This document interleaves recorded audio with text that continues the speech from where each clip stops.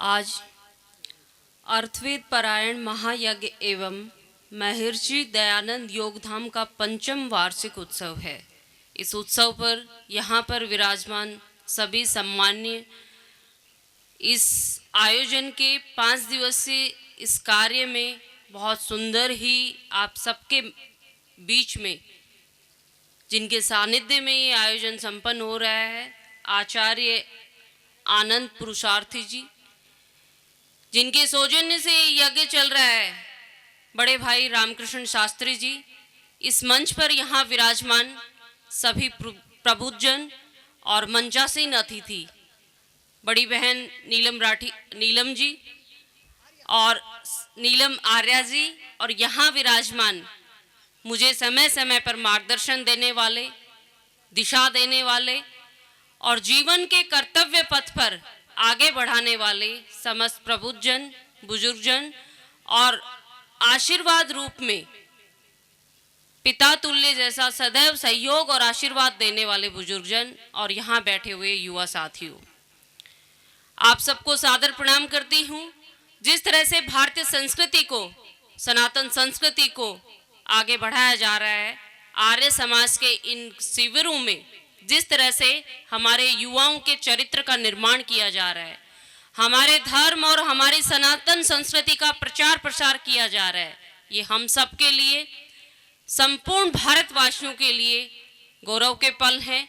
और हम सब की भी नैतिक जिम्मेदारी बनती है कि हम सब मिलकर हमारे इस सनातन संस्कृति को हम आगे बढ़ाएं, मिलकर आगे बढ़ाएं, संगठित रूप से आगे बढ़ाएं। आप सबसे यही कहना चाहूँगी कि आज का जो विषय है वो है युवाओं को किस तरह से हमें संगठित कर कर आगे बढ़ाना है। अगर इसका सबसे बड़ा उदाहरण है तो हमारे अभी इस मंच पर बहुत सारे गायक कलाकारों ने जो प्रस्तुति दी है उसमें हमारे महापुरुषों के जीवन का चित्रण किया गया है। जिस तरह से आपके इस पंडाल में हमारी देश की आज़ादी में योगदान देने वाले उन महापुरुषों का जो तस्वीरें लगी हुई हैं वो हम सब में राष्ट्रभक्ति और देशभक्ति का एक जज्बा पैदा करती हैं। बात सरदार भगत सिंह की हो, सुखदेव, राजगुरु, दयानंद सरस्वती, किसी को भी आप समाहित कर लो, स्वामी विवेकानंद जी, सबके जीवन से हमें कुछ ना कुछ सीखने को मिलता है और जो सीखने की प्रेरणा हमें मिलती है उसे ही हमें आने वाले युवाओं में पीढ़ी दर पीढ़ी हस्तांतरित करना है। और हमारे जो युवा हैं वो इस राष्ट्र की नींव हैं और युवाओं के माध्यम से ही हमें राष्ट्र को सशक्त और मजबूत बनाना है। स्वामी विवेकानंद जी का जो जीवन चरित्र है वो प्रत्येक युवा को एक नई दिशा देता है। 12 जनवरी पूरा भारत ही नहीं, पूरा विश्व युवा दिवस के रूप में बनाता है और उस युवा दिवस को हम एक उत्सव के रूप में मनाते हैं। आप सब प्रबुद्धजन और शिक्षा जगत से जुड़े हुए विद्वान लोग, जब भी 12 जनवरी आती है तो हम उसका ज़्यादा से ज़्यादा युवाओं के बीच में प्रचार प्रसार करते हैं। हम बहुत से कार्यक्रम और संगोष्ठियों के माध्यम से युवा दिवस को सेलिब्रेट करते हैं। मैं अपने शिक्षण संस्थान में हर 12 जनवरी को स्वामी विवेकानंद जी के जन्म उत्सव पर कोई ना कोई कार्यक्रम आयोजित करती हूँ और उसमें आप जैसे विद्वान लोग ही उद्बोधन के लिए आते हैं। हमारा जो योगदान है, इस शिविर का जो एक ध्येय है, जो एक लक्ष्य है, वो यही है कि चरित्र निर्माण किया जाए, हमारी संस्कृति, हमारे संस्कारों को हमारी आने वाली पीढ़ियों में डाला जाए और हम सब मिलकर कैसे हमारे युवाओं को मजबूत करें। एक छोटा सा वृत्तांत, जब स्वामी विवेकानंद जी ने 1893 में अमेरिका की संसद में जब अपना भाषण दिया, उस भाषण का मूल ध्येय था भारतीय धर्म और संस्कृति का प्रचार प्रसार करना। जो भारतीय धर्म के लिए उन्होंने कहा कि सभागार में बैठे हुए प्रत्येक व्यक्ति को मैं दिल की गहराइयों से, भाई और बहन को उन्होंने वर्ड यूज किया था कि प्रत्येक भाई और बहन को दिल की गहराइयों से धन्यवाद ज्ञापित करता हूँ। ये जो वर्ड थे, ये जो शब्द थे, ये हमारी संस्कृति के परिचायक थे। हमारी भारतीय संस्कृति को जैसे उन्होंने पूरे विश्व में जो प्रचार प्रसार किया, पूरे विश्व में जिस तरह से उन्होंने अपने उद्बोधन के माध्यम से, अपने विभिन्न कार्यक्रमों के माध्यम से जो प्रचार प्रसार किया था वो ही संस्कृति तब थी और वो ही संस्कृति आज है। अगर हमारी संस्कृति में कहीं विलोप हुआ है तो पाश्चात्य संस्कृति और आधुनिकता की अंधी दौड़ में हुआ है। ऐसा नहीं है कि हम सिस्टम के साथ चीजों को स्वीकार नहीं करें। परिवर्तन और बदलाव समय की मांग है। हर समय बदलाव आता है, हर समय परिवर्तन आता है, लेकिन हमारे युवाओं को हमें सिखाना है कि हमारी मौलिक, हमारी परंपराओं के साथ, हमारी सनातन संस्कृति के साथ हमें आधुनिकता को स्वीकार करना है और उतनी ही आधुनिकता स्वीकार करनी है जहां हमारे चरित्र में, हमारे संस्कारों में कभी कमी ना आए, जहां चरित्र का निर्माण हो, जहां संस्कारों का निर्माण हो और जहां समाज को ये सारी चीजें संगठित करे, वो चीजें तो हमें स्वीकार करनी है। और जिनके कारण हमारा पतन हो रहा हो वो चीजें हमें कभी स्वीकार नहीं करनी है। आज पाश्चात्य संस्कृति इस तरह से बढ़ गई है, लेकिन आपके इन शिविरों के माध्यम से जो हमारी संस्कृति का प्रचार प्रसार किया जा रहा है, और आज भी समाज में बहुत सारे शिक्षण संस्थान हैं, बहुत सारे सामाजिक इकाइयां हैं, अन्य विभिन्न संस्थान हैं जिनके माध्यम से इन सारी चीजों का हम संरक्षण और संवर्धन कर रहे हैं। माननीय प्रधानमंत्री नरेंद्र मोदी जी के नेतृत्व में जिस तरह से भारतीय संस्कृति का प्रचार प्रसार किया जा रहा है, ये प्रत्येक भारतवासी के लिए गौरवान्वित करने वाले पल हैं।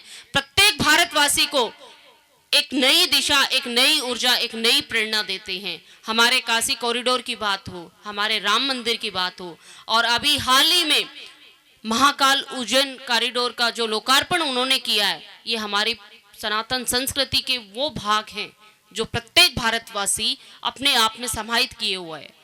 और इस समायोजन की इस भावना में जब जब भी हम महसूस करते हैं, जब जब भी हम देखते हैं, तो जब भी हम हमारी संस्कृति और हमारे धर्म को याद करते हैं, स्मरण करते हैं, तो अपने आप को गौरवान्वित महसूस करते हैं। और हम सबको मिलकर हमारी आने वाली पीढ़ियों को ये हमारी धर्म, हमारी संस्कृति, हमारे सनातन धर्म को हस्तांतरित करना है।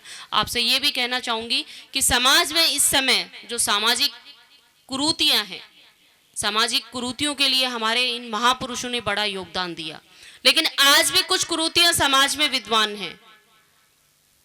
कन्या भ्रूण हत्या हो, बाल विवाह हो, दहेज प्रथा हो, छुआछूत या जातिवाद की भावना कहीं ना कहीं आज भी समाज में देखने को मिलती है।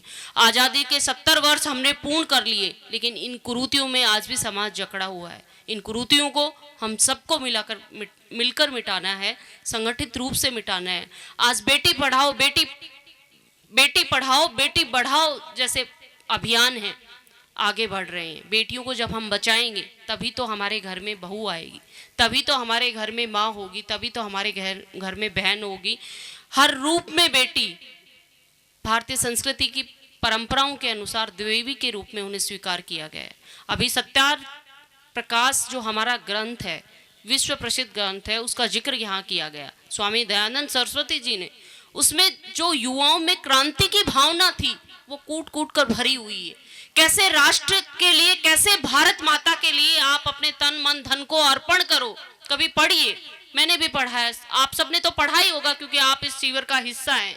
हमारे उन युवाओं को, हमारे समाज के प्रत्येक उस व्यक्ति को आप इंस्पायर कीजिए जो हमारा अच्छा साहित्य है, जो लिटरेचर है, उसे वो पढ़ें। और जब वो पढ़ेंगे तो निश्चित रूप से उनके मन में भारत माता के प्रति, राष्ट्र के प्रति, समाज के प्रति वो क्रांतिकारी विचार आएंगे। और जिस दिन ये क्रांतिकारी विचार हम अपने अंदर तैयार कर लेंगे, हम समाज में बदलाव लाएंगे और इस पाश्चात्य संस्कृति का कहीं ना कहीं इसको दूर करने में, इसका पतन करने में और हमारे युवाओं के चरित्र निर्माण में, संस्कार निर्माण में हम सब अपना योगदान दे पाएंगे। आज क्राइम अप स्थिति पे आप और हम यहाँ के स्थानीय क्षेत्रवासी हैं, हमने देखा है कि आज हमारा युवा कहाँ जा रहा है।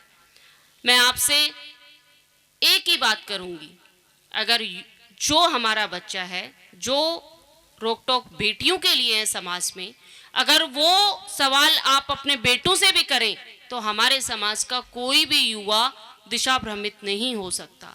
जब बच्चा घर से बाहर जाता है, आप पूछिए, आप उनके अभिभावक हैं, आप पूछिए कहाँ जा रहा है, किसके साथ जा रहा है, किस लिए जा रहा है। अगर ये सवाल आपने 4 बार कर लिया तो अगले दिन बच्चा डरा हुआ आएगा और पूछेगा, जाते ही पिताजी मेरे से पूछेंगे कहाँ गया था। उनके महंगे महंगे शौक वो कहाँ से पूरा कर रहे हैं, आप पूछिए उनसे। समाज की हर एक बुराई को रोकने में आपका और हमारा अहम योगदान है।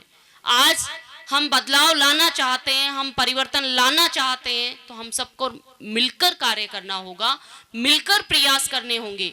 आज सशक्त और मजबूत इस क्षेत्र के लिए, सशक्त और मजबूत राष्ट्र के लिए हमारे युवाओं को, हम सबको मिलकर आगे बढ़ाना है। जो क्राइम की स्थितियां हैं बहरोड क्षेत्र में, आए दिन जो लूटपाट या लूटपाट की, चोरी की, डकैती की, मर्डर की जो घटनाएं हो रही है, वो कहीं ना कहीं हमारे इन युवाओं में संस्कार और चरित्र निर्माण नहीं हो पा रहा, और कहीं ना कहीं अभिभावक भी लापरवाह है। अगर वो अपने बच्चों को सही शिक्षा और सही संस्कार देता तो निश्चित रूप से वो बच्चे कभी भी दिशा से नहीं भटकते। आज देश में शिक्षा और स्वास्थ्य दोनों को मजबूत करने की आवश्यकता है। जितनी मजबूत शिक्षा होगी, नींव जितनी मजबूत होगी, इमारत उतनी ही ऊंची खड़ी होगी। और तो इस नींव को मजबूत करने का कार्य हम सबका है और हम सबको मिलकर करना है। आपकी बेटी के रूप में, आपकी बहन के रूप में आपने मुझे यहाँ बुलाया, जो मान सम्मान दिया, उसके लिए मैं आप सबका तहे दिल से आभार और धन्यवाद ज्ञापित करती हूँ। आपकी यहाँ बेटी के रूप में आज मैं आपको एक संकल्प के रूप में कह के जा रही हूँ कि जितना मेरे से सनातन संस्कृति का प्रचार प्रसार होगा, मैं करती आई हूँ, और भी मजबूत संकल्प के साथ मैं इसका प्रचार करूंगी। और हमारे युवाओं को दिशा देना में मैं जितना मजबूती से कार्य कर सकती हूँ, मैं हर क्षेत्र पे, हर पायदान पर आपके कंधे से कंधा मिलाकर खड़ी मिलूंगी। तो आप सबका तहे दिल से आभार, धन्यवाद। जय हिंद, जय भारत। भारत माता की